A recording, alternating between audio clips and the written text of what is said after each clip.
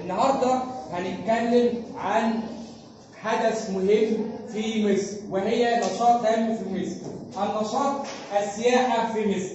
تعتبر مصر من البلاد العظيمة، بلد سياحي عظيم، مع طلبة الصف الخامس وعمل ندوة أو بأهمية السياحة في مصر. هنفضل نعرف ما هي السياحة والطالبة حبيبي.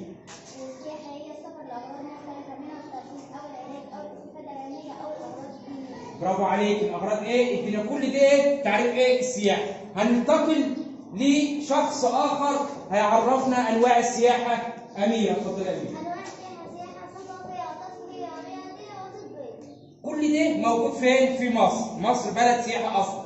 هننتقل لمرحلة أخرى وهي مقومات السياحة. هل مصر بلد سياحي؟ هنتعرف من إيه خلال الطالب.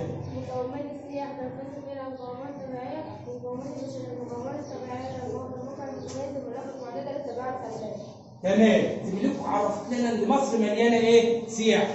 ننتقل لشخص اخر عمل مسرحي وهي المقومات البشريه بكل تركيز، وهي مقومات مهمه.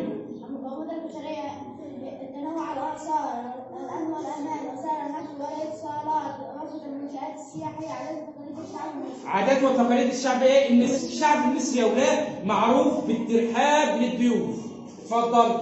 نيجي بقى على سائح جاي هيعرفنا بنفسه، سائح مصري. اتفضل. أنا السائح الذي أتيت من أسوان إلى الجيزة لأزور الأهرام. يبقى هو زار الاهرامات، عرف نفسه. يبقى هو دي عرفنا بعد ما خلصنا المسرحيه ايه هي السياحه، انواع السياحه. الطالبه اميره. مقومات السياحه، المقومات البشريه، السائح المصري.